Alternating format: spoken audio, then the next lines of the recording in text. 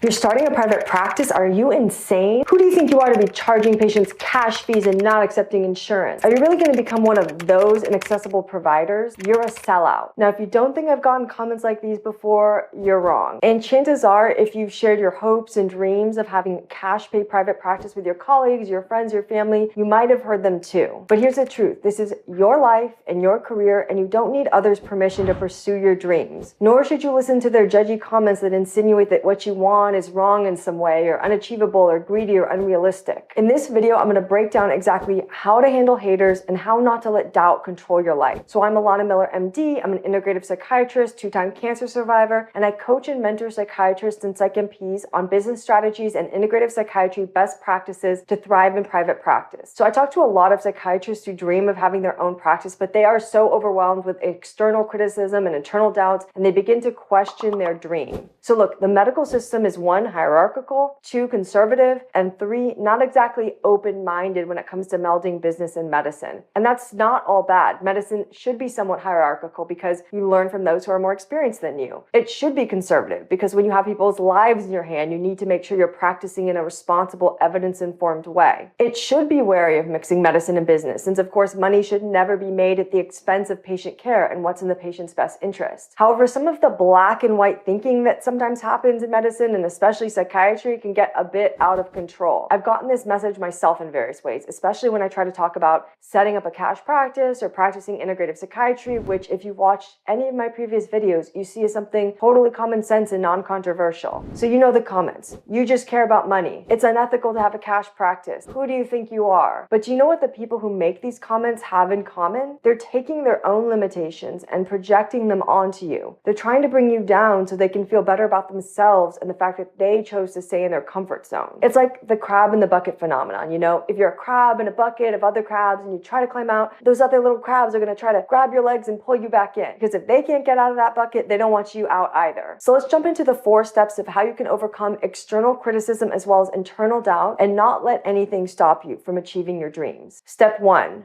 Handle the haters. All right, so the first time I ever dealt with a significant amount of hate in my life was not recently related to my cash practice or my business or anything else like that. It was 2013 when I was first diagnosed with T-cell lymphoma in my last year of psychiatry residency. So I wrote this blog post called Holy Shit, I Have Cancer, and it ended up going viral on Facebook and Huffington Post. And all of a sudden I had like 1 million people landing on my blog, leaving comments, sending me emails. Now, 99% of those messages were very nice, but about 1% of them were horrifically mean. Like, you're an entitled doctor, I hope you die, you don't deserve this good medical care you're getting. People were essentially mad because they thought I was getting special treatment because I was a doctor. And meanwhile, I'm 31 and just felt like my life had been ripped out from underneath me. Like, I'm overprivileged. I would have been overprivileged if I had not gotten cancer. It was actually so emotionally painful at the time that I had to have family members log into my blog from my account and then delete the comments before I could see them. I'm literally in the hospital trying to manage this as I'm getting chemotherapy. So fast forward 10 years, I survived that, survived cancer, not once, but twice. And because I have an online presence, including this YouTube channel, and I have a blog and email list and all that, I get negative comments every once in a while. It's not actually that often, but it happens. Anytime you have a public persona, a public presence, you're gonna get some negativity. And when I get them, I think it's kind of funny because it's like,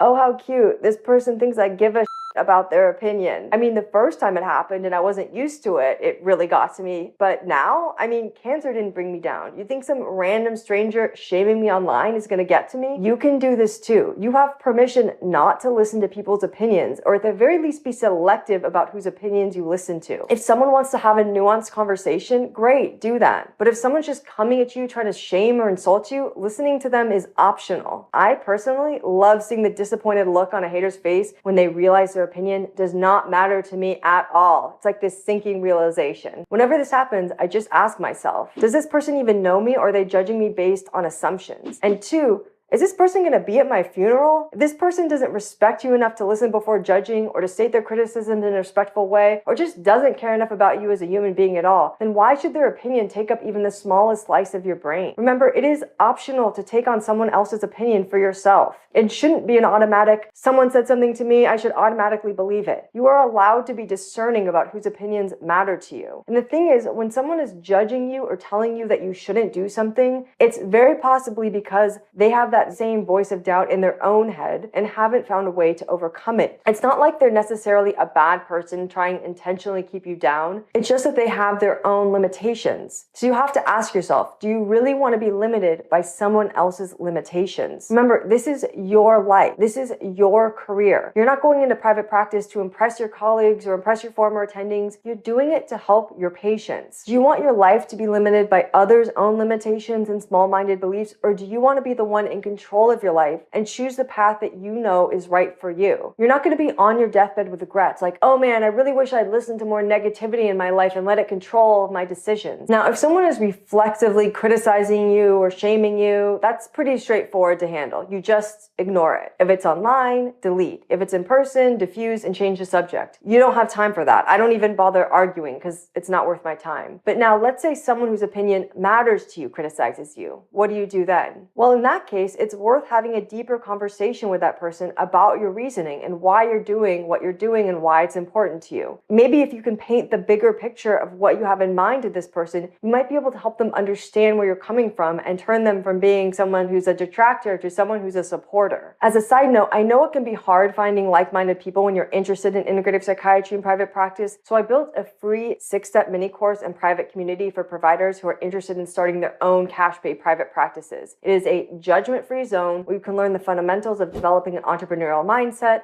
offering platinum patient care, and using integrative psychiatry approaches. You can click the link below in the description if you'd like to join, totally free. Step 2.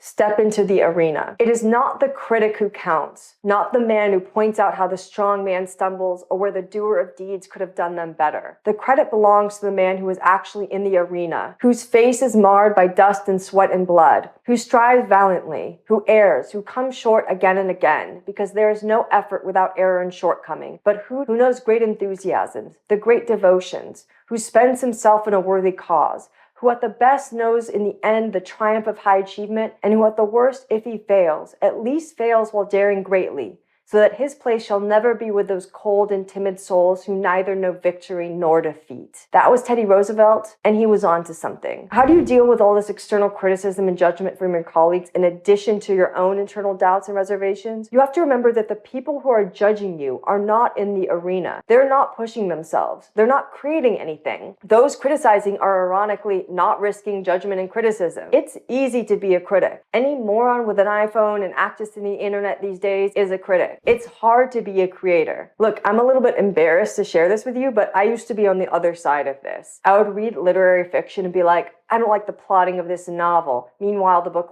won a Pulitzer Prize. I thought I was so clever because I could point out problems with someone else's life work. And then I tried to write a book, and it's freaking hard. I've been toiling away at this, not making progress for years. So believe you me, I don't criticize anymore. Look, it takes vulnerability and courage to work towards something that you truly care about when it's not guaranteed you'll succeed. It's much easier to criticize someone else's life than to be that person who shows up every day, crafting the life that you want and getting back up each time you fall. Why should you care about what someone who's just a spectator in life has to say about you? It's your life to live, not theirs. If you're a creator or a builder or an entrepreneur, you know what it's like to be too busy making your dreams a reality to care what anyone else thinks. Anyone who has the guts to face their fears and take action will not be naysaying others because they know firsthand how hard it is. That's actually one of the ways to tell who a hater is versus someone who's just offering constructive criticism. A hater isn't doing or taking risks with their own life and is just judging you. Step 3. Learn to face doubt. So are you familiar with the story of how Siddhartha became the Buddha? So many years ago, there was this young prince, Siddhartha. Now, he wasn't your typical prince. He wasn't interested in the lavish palace life or power or riches or anything that came with his title. No, Siddhartha had on his mind bigger things. He wanted to unravel the mysteries of life, to understand suffering, and to find a cure for it. So our guy Siddhartha starts this intense spiritual journey. He's all in, fasting, meditating, you name it. But then, after some soul searching, he has a realization.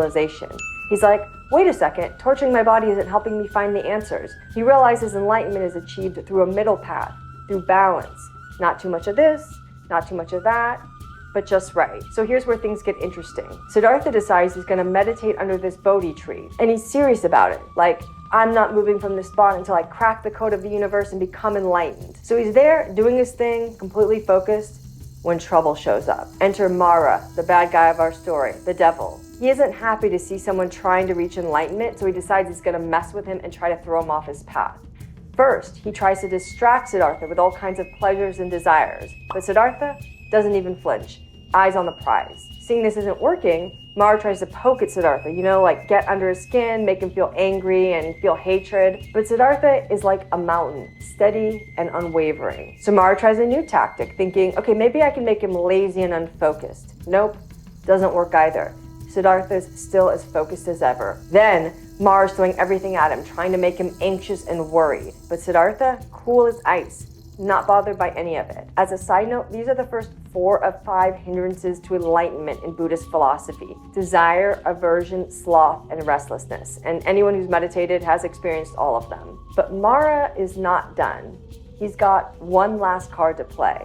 He hits Siddhartha with the absolute worst obstacle of all: doubt. Mara leans into Siddhartha and says, "Who do you think you are to be trying to achieve enlightenment? Do you think you're so special? Don't you think you should just give up?" So why did Mara save doubt for last? And why is doubt the worst obstacle? Because doubt tells you to do the very one thing you can't do if you want to succeed, which is give up. You can basically make any other mistake and still be successful. It may take you longer, but you'll get there eventually. You can have days when you're lazy. You can have days when you're restless. You can have days when you're angry. Giving up, though, is a mistake that you cannot recover from. Siddhartha did not become the Buddha until he persevered through doubt, and you too will not achieve your dreams until you conquer the voice of doubt in your head. Now, you may be thinking, but Alana, I've got actual reasons to doubt myself because blah blah blah and blankety blank, I don't have the right experience, I don't know enough about business, I don't have enough money to start, I haven't done an integrative psychiatry fellowship yet, this would work in Europe, but it wouldn't work in my state, etc., etc. I hate to break it to you, but these are the exact same doubts everyone has. These are not unique thoughts, and I mean that to be reassuring. I actually find it amusing because now, having coached 100 plus psychiatrists and psych MPs on building their practices, I've heard every single anxiety and worry and doubt that a person can have, and they're all the same. Everyone has the same worries and thinks that their worries are somehow more unique and more true than anyone else's, but they're not. So what are you supposed to do when you feel doubt? Honestly, I just ignore it. I have all of those same negative internal voices that you do. I just ignore mine. So I'm officially giving you permission. Hear it, ignore it, and keep moving forward anyway. Step 4, don't give up too soon. So often when I'm speaking with people considering joining my program, I'll be asked, what's the difference between those who succeed and those who don't? If people join your program and they don't succeed, why is that? Well, I will tell you. I have a lot of data on this at this point. There's lots of little reasons that can affect success, mostly surrounding how hard you work, but there's really only one big one that nearly single-handedly determines on a long time horizon whether or not a person will be successful. And that is if they give up too soon. Now, this is connected to my last point about being able to manage doubt, because what does doubt do? It hijacks your brain and tells you to throw in the towel before you've had a chance to make progress. Have you ever seen a chart showing Warren Buffett's net worth over time? Warren Buffett being the founder of Berkshire Hathaway and perhaps the most famous investor of all time. It was nothing, nothing, nothing, and then it exploded. This really is an example of the power of compound interest. Compound interest applies to building a practice too. It's not compound interest of money in this case, but compound interest of effort. In the beginning, it's all work and no reward. But then if you keep at it, you reach a tipping point, and you just can't give up before you hit that tipping point. I think it's ironic that we psychiatrists dedicate our careers to learning everything about the human mind, and yet we still fall victim to our own fear. It's not that it's so hard to build a practice. I mean, it's not harder than medical training. It's just less certain. We clinicians are used to going to school, doing the work, and getting a guaranteed result. This kind of private practice is simple, but not easy. Look, if it were easy, everyone would do it. Who wouldn't want more autonomy and more money and more time, being able to do more than just prescribe medications with their patients and having better impact with their patients? Who would not check that box? But achieving it takes perseverance and courage and guts, and not everyone is built for that. As a side note, 90% of my success I credit not to being smart or clever or particularly hardworking, but to being resilient. There are people, especially other doctors, who are smarter than me, better clinicians than I am, better speakers than I am, harder workers than I am, but I never give up. You can do pretty much anything to me and I won't give up. I mean, I got cancer twice and I was like, Well, that's inconvenient, but I brush myself off and move forward. I'll give up when I'm dead. Until then, I'm gonna keep pursuing my dreams. And you watching this video, I have a feeling you have it in you to succeed because you are here watching and trying to make your dreams a reality, which is exactly the kind of mindset you need in order to be successful. So I hope I was able to inspire you even just a tiny little bit to keep chasing your dreams and not let doubts from yourself or others control your life. So now it's up to you to decide. Do you want to have an average life with average dreams? Or do you want to do something more, something that takes guts and resilience to build, but will give you complete autonomy and fulfillment in the long run? If you want to see more of what's possible, then you'll like this next video that gives you a behind the scenes look of what the average day is like for a private practice psychiatrist, my life in particular. Maybe it will inspire you of what's possible for yourself. Thank you for watching, and I'll see you there.